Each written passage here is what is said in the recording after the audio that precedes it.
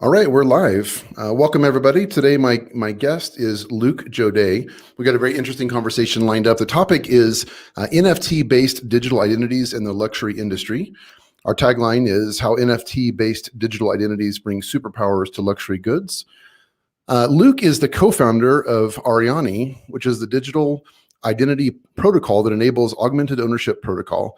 After starting his career as a business analyst in a Fortune 500 company, Luc co-founded ByEco, which is a renewable energy marketplace in Switzerland. And it was while working on energy traceability solutions at ByEco that he discovered blockchain technology. So welcome, Luc. Hi, Jim. Thanks for having me. Absolutely. All right, let's get this kicked off. And I want you to explain it to me like I'm five. And I know this is broad, so feel free to dive in as you want, but crypto, blockchain, and NFT. Let's sort of set the foundation for our conversation. Of course. So the goal of cryptocurrency, which Bitcoin was the first application, was really the idea of creating digital scarcity online, but a digital scarcity that was not centralized, meaning the dollars in your bank account actually, when you go online, are already digital assets that are scarce. However, they're not decentralized, meaning that you'll figure out actually that in some cases that your dollars in your bank account cannot actually be withdrawn because your bank actually is putting a hold. So you do not have full control over it. So really, crypto was this idea of being able to create scarce digital assets that you had full control on because they were decentralized. Blockchain is actually kind of the technology that Bitcoin stumbled upon in a way to actually make this possible. And then the idea was that once we created this base layer technology of blockchain to do crypto, well, you can actually apply it to a bunch of different digital assets and NFTs, which have really been a big story in the last 3 months, are just applying the concept of cryptocurrencies to scarce items that are unique or in really limited quantities. And here, the applications are multiple, whether it's digital art, of course, which has been in the press a lot with people, but also collectibles like baseball cards or the NBA Top Shots, which has been a major application, but also plenty of other applications, including the one that Ariani does, which is really creating digital passports, digital twins for physical products. And I want to go into more detail on that here in a second, but I've got to ask, did you buy Bitcoin back in the early, 2009, 2010 era? So definitely not. Even 2000. So 2013 is really when I started hearing about Bitcoin. Okay. I think with the Silk Road story, and this. It was intriguing, but not enough to me. It was a bit too limited in its application in a way. It was like digital gold, and I'm not a big fan of gold in the first place. And so really kind of never really got into it. I was of course wrong, and I do own Bitcoin today, and I do think that it's a good. It should be part of your portfolio. However, what really got me into crypto is when Ethereum was introduced with this idea of the distributed computer. As an entrepreneur, I could see many more things to do with this technology than I could with Bitcoin. Absolutely. So let's use that as a natural segue to talk about. So how does Ariani compare to Ethereum, Polkadot, Cardano? How would you compare them? So we don't really compare to them. I mean, we are an application. We're not a blockchain. We're an application that lives on a blockchain. We are a set of smart contracts that live on the Ethereum blockchain. So actually, on the Ethereum blockchain or side chains, including so sidechains for scalability, basically. So anything that is Ethereum based, we can be deployed on, and with a little bit of work, we can be deployed on other chains like Solana or Cardano that you talked about, which have a slightly different base technology. Makes sense. So, what are your thoughts on adoption in general? We were talking before we went live, and you were saying you were a little bit late to the party, even though you came aboard in like roughly 2016 of the whole crypto space. I'm like really late to the party, and that, like 5 months ago I started getting interested in it. But I would say, like I told you offline, my wife thinks that I'm still really early. So it's all relative based on, I guess, people's comfort level. But what are your thoughts on in general on sort of widespread adoption in the coming months and years of crypto and blockchain and NFTs in general? So I think that even 10 years in, you're still quite early to the party. It's still not a widely adopted technology. Bitcoin is starting to reach, I think, some level of maturity, but it's only really starting to be adopted in the last few months by institutions. So there's still a lot of room for adoption. Then all the other technologies, the ones that really got me into this, which is all this kind of distributed computer and that is built on Ethereum, but also on other blockchains. This, I think, we're really just scratching the surface today. And the fact that NFTs have been used have been gaining steam in the last 3 months is actually something that gets me really excited. And because we've been using NFTs for 4 years, I could not use the term because nobody understood what I was saying. And now, if I say NFT, everybody understands what I say, or at least think they understand what I'm saying.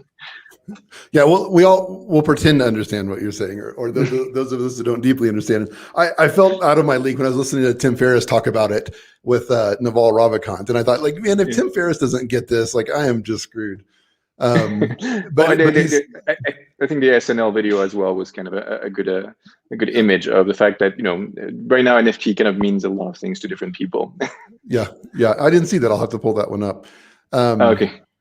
Do you subscribe to? I think Tim Ferriss coined the term nifty. Have you heard people call it them nifties in the industry or no? So nifty has been used as let's say as an easier way to pronounce it, and a bunch of different projects that actually use it. Like Nifty Gateway is probably one of the best example of a project that's used the term nifty. I was at the Nifty conference back in 2018 in Hong Kong, the first one. So it's been around for a while. I have to admit I still use the term NFT rather than nifty, but both are acceptable. Okay. So I want to talk about a use case example at Ariani and how you use NFTs there. So I understand, I've seen that Breitling, which is a high-end watch manufacturer, is launching with you guys. So can you tell me more about that, and then maybe give some examples of how you guys will work together? Of course. So Ariani really, we're an open protocol that enables any brand or creator to create a digital passport for their product. This digital passport is an NFT, but it's kind of an enhanced NFT because it enables more things than just storing an information. So the two main things is, first, it's a certificate of authenticity and ownership, the same way kind of like an NFT, like what people imagine an NFT is. And then we enable two other core features. One is to add events to your passport. So every time something happens to your product, meaning if you, for instance, with Breitling, when you get the watch serviced every 2 to 5 years, depending on the type of watch, you actually get an additional event to your wallet that actually records the fact that you've done the proper servicing of your watch, and that's really important for the resale value in particular. Usually, it's if you can prove that you have actually serviced your watch properly, it's worth about 30% more on the resale market, which is important for watch collectors. But events can also be just a kind of a historical event. So it's like, I went to this sporting event and I had my watch, and you could actually add this event to your passport. So it really augments, if you want, the product with its history and with different interactions that it had. The third one that we have is that we enable messaging to be sent to the current owner of the product. And that's actually something that's really interesting, in particular for Breitling, who is really interested in the idea of anonymous clienteling, meaning having a relationship with a product owner without necessarily knowing who that product owner is, or collecting data with them. And here, because you're always talking to the actual to the watch owner or to the certificate, which is then owned by the watch owner. At no point do you have actually the need to put an email address or any personal information, but you can still have an interaction with the brand without actually providing information. And the brand on the other side knows that you are an actual owner of the product, which means that they can invest that time with you without necessarily knowing if you are really worth spending time discussing this specific spending time talking about the brand which is one part of the vetting, because it's an investment also to spend significant amount of time with the customer. Those are the core three applications. Now, once you have this passport, it's also a key to different experiences. And so with actors like Bash, for instance, we really facilitated or fluidified the resale market. So just with one click with your digital passport, you can put your product for sale on different resale platforms. And we have a bunch of different applications, from one-click insurance to like special recommendations based only on the watches or the products that you have in your passport, and all the way through actually having a digital, like an actual virtual version of your product that can be worn in virtual worlds. Wow. My mind is just exploding with use case ideas, right? Like, this is just so amazing to me. And it reminds me, this is kind of funny, but you're talking about like the history of the item. And it reminds me, there was a story I read somewhere about someone that did an experiment listing products on eBay, and they were old sort of antique products. And they found that when they wrote the story of the product, effectively the history, this, was in, this famous person's home from this time to this time, that it increased the value exponentially. And I can see how that could be the case. Like if you have a Breitling watch that was previously owned by this particular influencer, this particular well-known person, I mean, it would increase the value of it to know that story and to believe and understand that and I guess to trust that it's credible because of the blockchain technology. Absolutely. I mean, antiques, a big part of how you value an antique is whether you can actually link it to a historical event or to a historical person. And so it does have an importance when you want to value an object, to actually know the history of the product. I mean, I see the value in this. I absolutely see the value. I guess if I'm playing the devil's advocate, my concern would be adoption by people who don't quite understand. Let's say, for example, that, and I don't know if this is true or not, but let's say that the most common buyer of Breitling watches are baby boomers, let's just say. And if they're not as aware of the NFT technology, what's the likelihood of them adopting it? It seems like that it's incumbent upon you guys and or Breitling to educate their clients on the value of this. Yeah, so a big part of what we're doing is actually taking NFTs and making them palatable to people that are not familiar with crypto and or blockchain. So really have an entire environment of applications and interfaces that enables the watch owner to easily take ownership of the NFT it's an app on your phone, basically, that you download. The custody of the keys on it is actually on your phone and backed up on either your iCloud or your Google Cloud, depending, or your Google Drive, depending on which phone you use. And all this is as seamless as possible.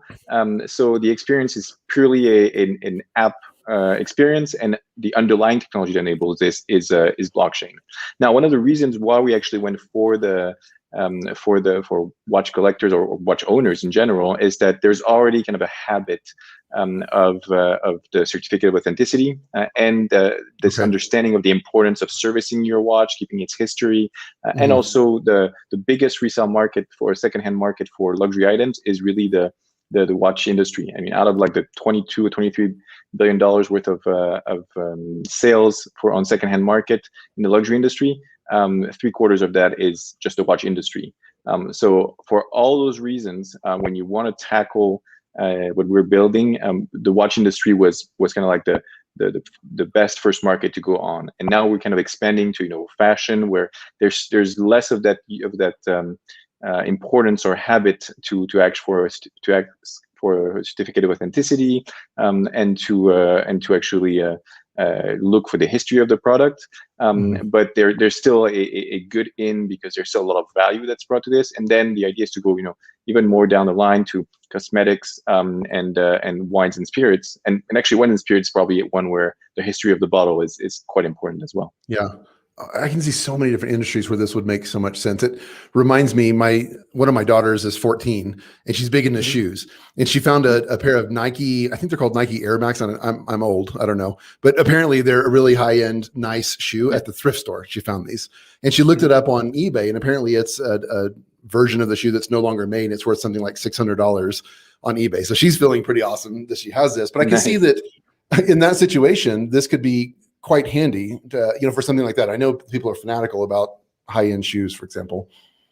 So absolutely, and I have to admit that the sneaker market is really the one that we're trying to go after right now.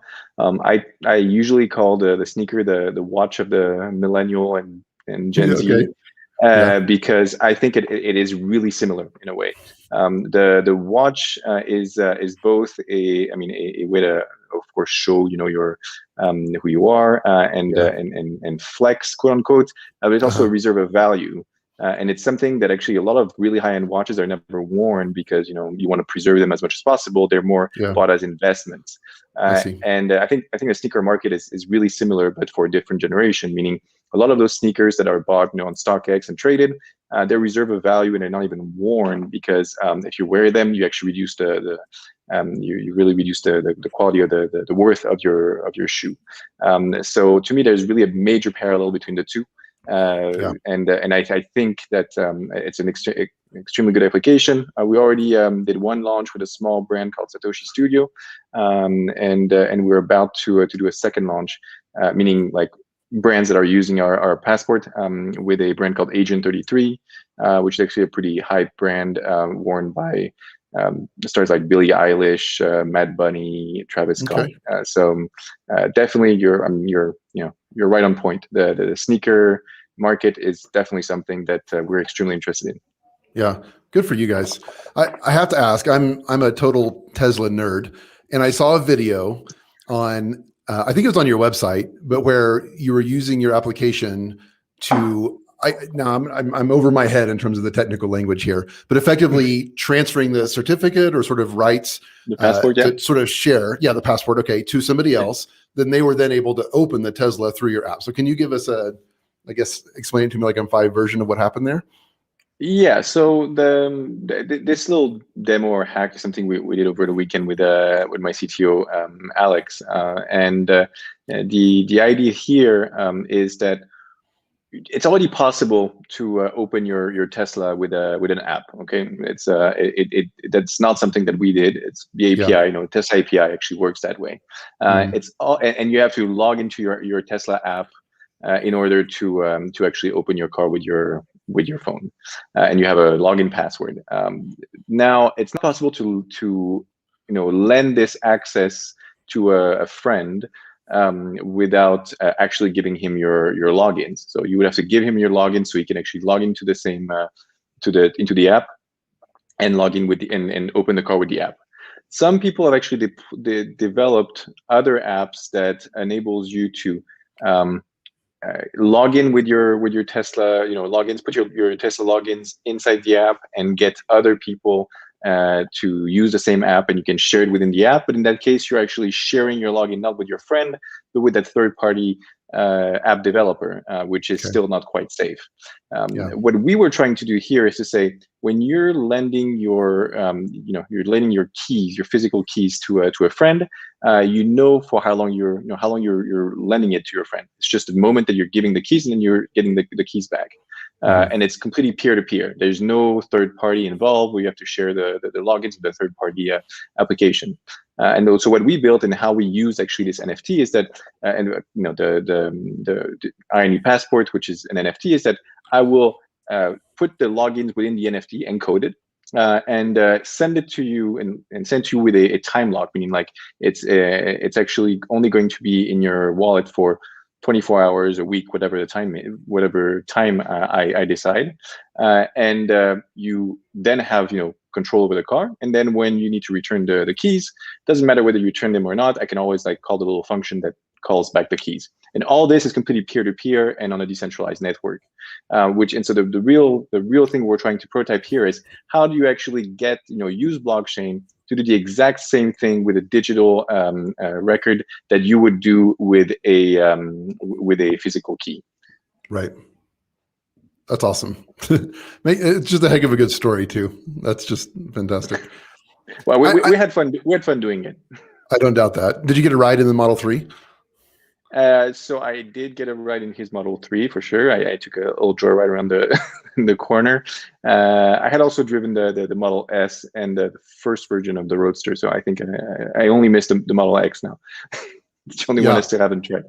I rented a Model S about, I don't know, 6 months ago or so, and I just wanted to try it out. So I rented it for a couple days, and it was the performance version of the Model S 2019 model. Mm-hmm. And I got on, I was accelerating onto the highway, and I just hammered it. Threw me back in the seat. I got dizzy, almost blacked out, kind of swerved off the road a little bit. Didn't hit anything, thankfully, but then I felt nauseous afterwards. And it wore off after a while, but it's like, dang, like I've never felt acceleration like that. It's like no other car ever. It's incredible. Yeah, it's a pretty amazing car, and the electric drivetrain. I mean, that's really the cool thing that you get like all the power right away. It's not like a thermal engine when you actually have a curve to get to maximal power. So yeah, it's a lot of fun. Feels altogether different than a normal car.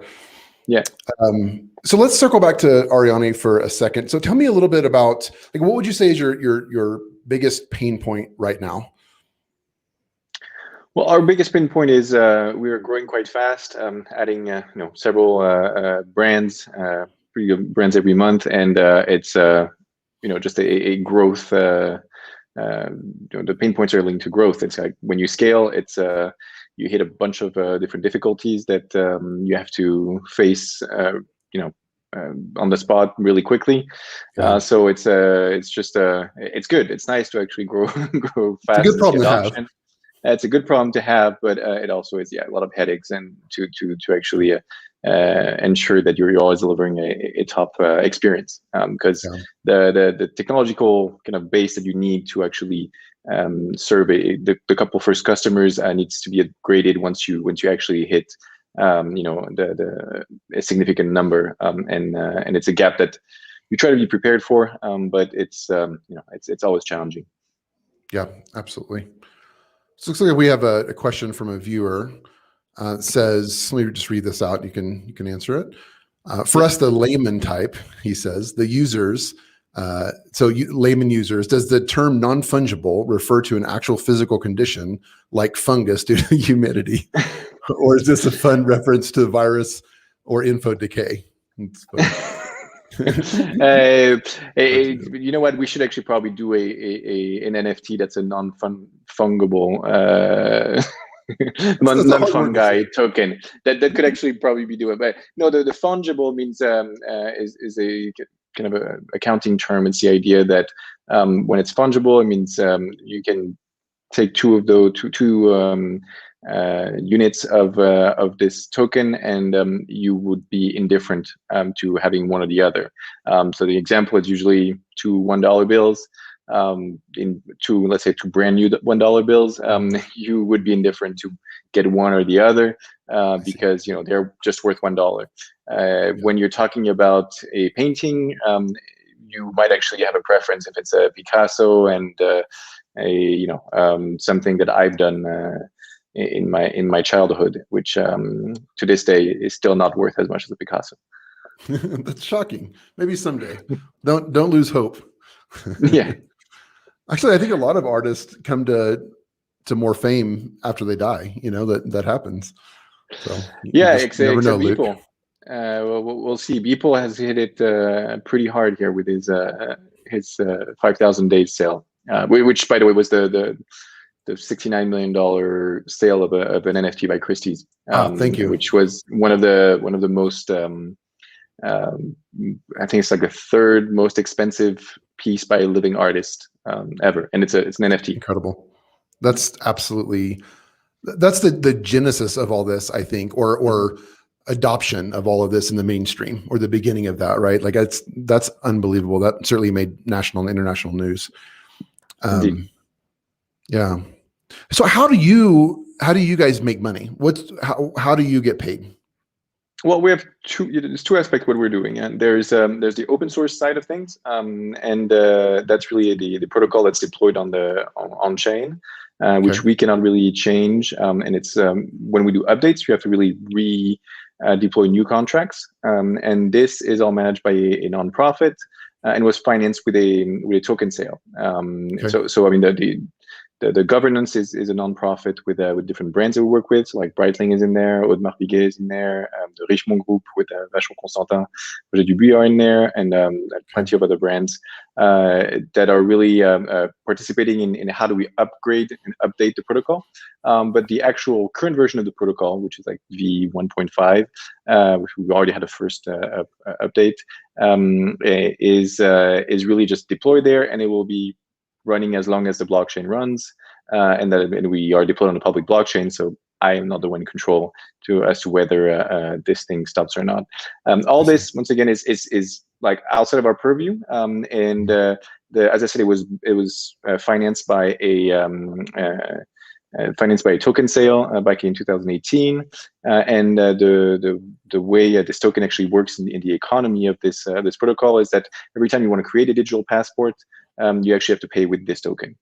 You also need to stake the token when you want to reserve your brand identity, Okay. and all those payments are actually then redistributed to different stakeholders in the ecosystem, so like developers who build interfaces that enable the creation of this certificate in particular, and that really creates an incentive, an entire economy, instead of incentives that make the ecosystem grow. So that's really the tokenomics side of things, the open source, because the protocol itself is a token-based protocol. And then on the side, we have a separate company which actually builds all the interfaces that a lot of brands are asking for. You do not have to go through the private company to use the protocol. You can use it on your own. There's a JavaScript. We've even done a JavaScript library to easily interact with the blockchain without even knowing Solidity, which is the language, the specific language that you need to use on Ethereum-based blockchains. So you can do all that on your own. But if you want, a nice interface, if you want API connectors, if you want a lot of the support that you won't have if you're doing it directly, you can go to the for-profit side of what we're doing, and we'll actually really package everything for you. So it's a classical.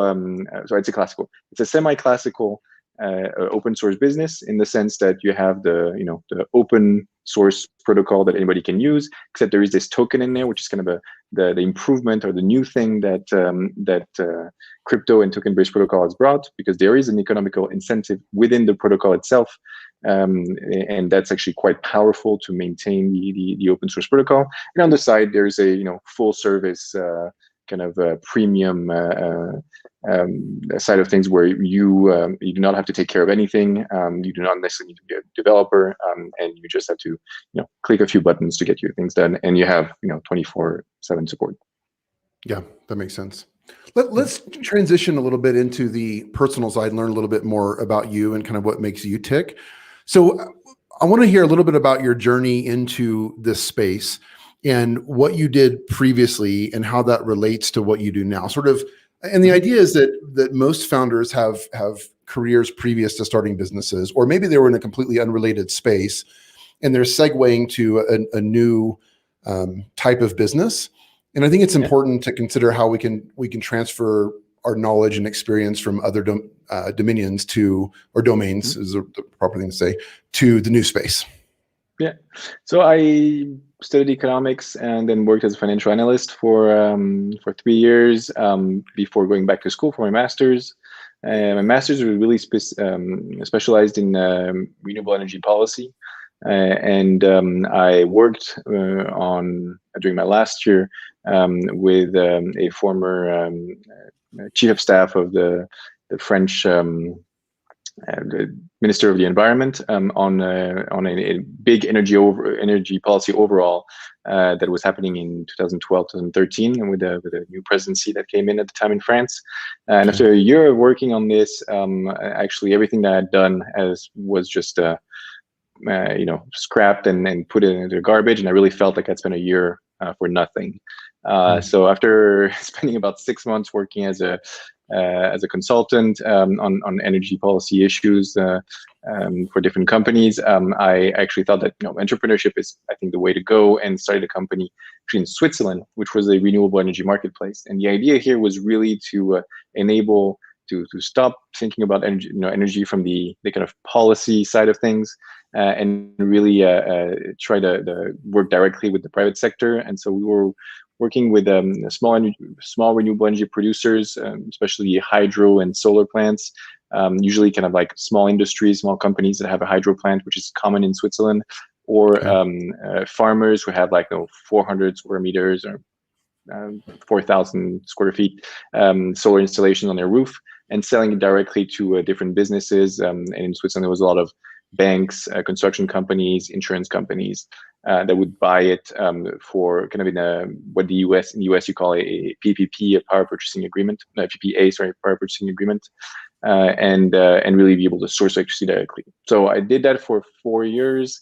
Worked actually quite well. Ended up selling the company slightly after I started RNE, actually, because sales always take a bit of time. But while I was working on that, on Baeco, which is the name of that company, I actually around 2015, 16, I started getting called. I had, of course, discovered Ethereum, but didn't really see the actual application just yet. So at the time, it was just a kind of a fun thing that I was doing on the side. And at some point, I started getting calls asking if for my main company, and asking me, well, you do energy traceability, which is a big part of actually having a marketplace, because you need to be able to figure out where the energy comes from and where it's going.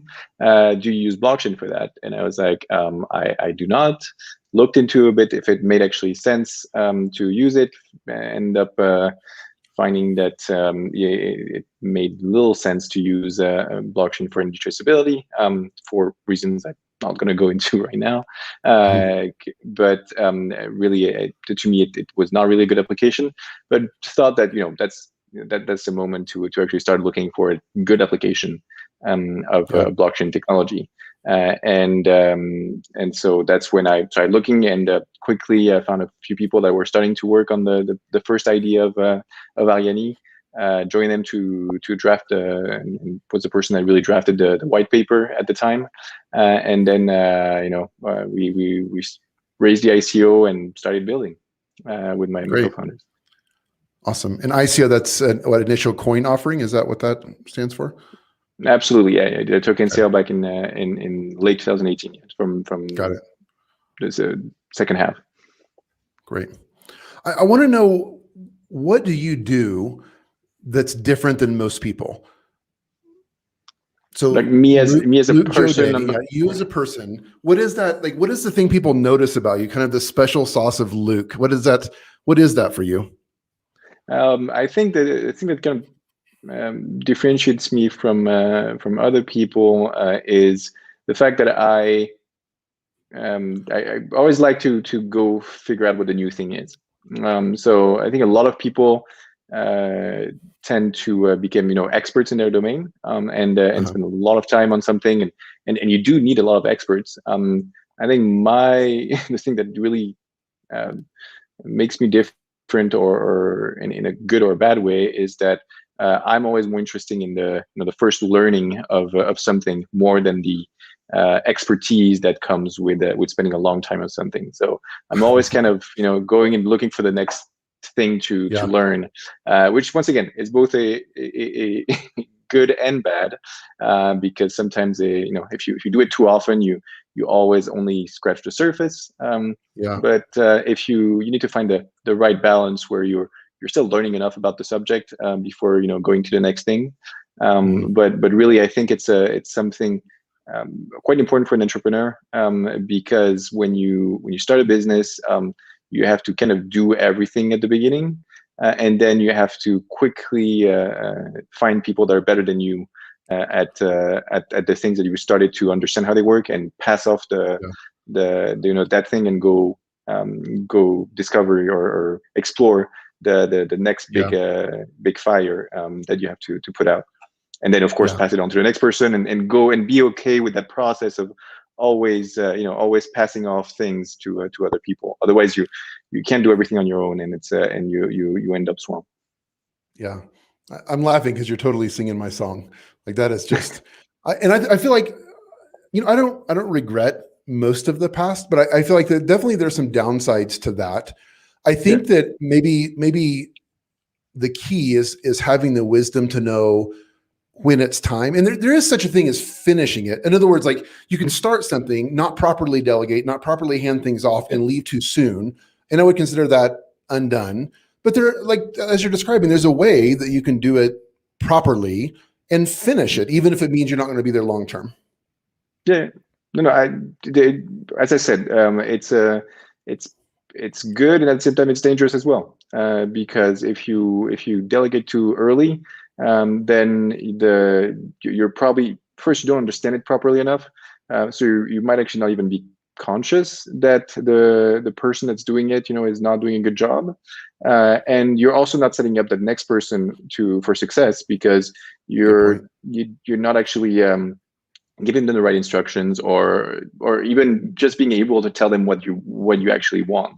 And so spending a bit of time to learning, and that first part, I mean, it's not just what I enjoy is not the fact that I'm going from one subject to another. What I enjoy is that first moments of learning something completely new from scratch, and it's not just the switching from one thing to another. I enjoy that process of learning something new at the beginning.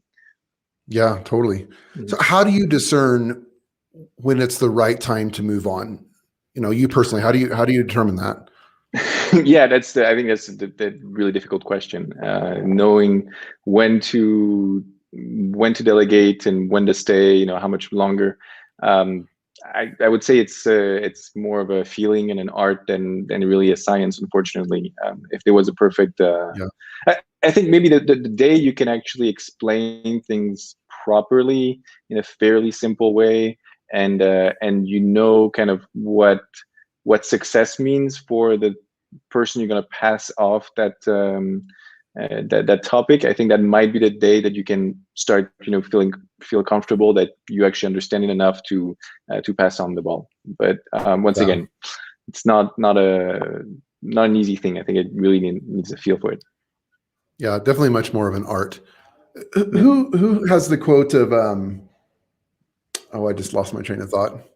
Oh, that if you can't explain something to a child, then you really don't understand it. Was that Richard Feynman, or was that who was? You know what I'm talking about? Definitely, it's like if you cannot explain something to a 5-year-old, it means you don't truly understand it. I know that quote as well, and I think like every other quote, I've heard it attributed to either Einstein or Churchill, but I don't quite know who said it though. That's good, regardless. Yeah, it's a good quote. So what about work and personal life balance? Is that something you strive for? Is it all just mixed up in one pot? How do you balance the two? So I started my career in the US actually. So I grew up in France and then moved to the US for my first, to finish my undergrad and then for my first job. And I really enjoyed, and in the US I was in California. I was in San Francisco, and which might actually be also of the essence of that experience. What I really enjoyed over there was the fact that there was a fluidity between work and personal life, which is quite different from what you have in France, for instance, where it's really you work from this hour to this hour, and then don't work for the rest of the day. And there's set moments for work, set moments for life, and you don't mix the two. What I really enjoyed in California was actually my manager at the time, who would get up at 5 a.m., start sending emails from 5 to 6:30, and then we wouldn't hear from her until 10, because she would get her kids up, get them fed and dressed, and take them to school. Then we'd have meeting from 10 to 3, and then she was out, would take care of her kids, and then around 7, start sending emails again. And to me, that really struck me as something that a French person would find complete madness. Like the way I grew up was, my parents would take me to school at 8 a.m. And then they would pick me up at 6 in the evening. And that was, they worked from 9 to 5:30, basically, and then that was it. Or 8:30 to 5:30, and that was it. Yeah. They wouldn't work, and I felt like this idea of being much more fluid, and it also enabled you to have better interactions, I think, with your family, because you could actually spend much more time with them in the morning, in the evenings. There's of course a drawback to that, and I admit it, is that well, sometimes if you're not careful, you end up working 24/7 and not actually taking time off. So it's I mean, no system is perfect, but I have to admit that if I have to err on something, I really err more on the fluidity side of things than on the set work hours and strict separation. Yeah, it's good stuff. Looks like Aleda said that quote is attributed to Albert Einstein. So yeah, so the only problem is that every other quote is either Einstein or Churchill. So I'm always a bit skeptical when I hear it's Einstein or Churchill. Yeah, but maybe neither actually can defend maybe themselves now, too. Yeah, indeed. That's funny. So another question. So Carlos says, from your perspective as an entrepreneur, how do you define terms like resilience and grit, and how do they differentiate from simply being stubborn in an unhealthy manner? Yes, I guess that's the difficult. Fine line. That's the difficult question. I'd say one thing that I really learned with being an entrepreneur is that you're told that you're stupid for the longest time, until one day suddenly you're a genius. And it's the difficulty is that you need that grit and really, like, taking those difficult moments and in stride, and keep on believing in what you're doing. At the same time, you also need to be careful that you're not completely delusional. But then I think another side that's important, because the switch is so quick from being a complete imbecile, or being called a complete imbecile, to being called the next, the genius next Steve Jobs, is that then you also need to remember that you're never as good as the people calling you a genius say you are. So in both sides, I think you need some grit when it's difficult at the beginning, and some humility when people start saying that what you're saying is so awesome and genius. Now, to answer the question, same thing. It's an art more than a science. Be careful what don't believe everything that other people say, but I mean, keep an eye open, keep an ear open. It's some people have good feedback. Yeah, that's true. Yeah, it's just a matter of discerning whose is good and whose isn't. So that's a whole nother challenge. I'm curious, Luke, you used the word humility. Would you consider yourself to be a humble person? I try to be a humble person. This being said, it's you need a bit of self-delusion in the hard times when you're an entrepreneur. So sometimes you do need to have a somewhat of a heightened sense of yourself. Otherwise, you don't finish the week. So I think I try to be as humble as possible. At the same time, you need a bit of you don't be too humble as well, because otherwise when things get difficult, you forget to you're going to give up too easily. So sure, I believe you have to believe in yourself a bit. Yeah, and yet again, it sounds like there's another balance. I mean, if pride is the opposite of humility, I would say that we can be confident and not be prideful. Mm-hmm. Would you agree? Yes. So what I usually, I think an analogy that I like is between being self-confident and self-assured, or sure of yourself, is if there is a river in front of me, and there are a few rocks here and there, and you need to jump from rock to rock to go to the other side of the river. The person that's I'm not quite sure. I know I'll get to the other side of the river. I might get wet on the way though. I think that's the difference. I'm not quite sure I will be able to hit every rock perfectly and not slip. But at least I'll always find a way to make it to the other side. Yeah. And there's certainly a lot to be learned from slipping on the rocks, I would say as well. There is, for sure. Yeah. How do you apply that in leadership with your team? Humility.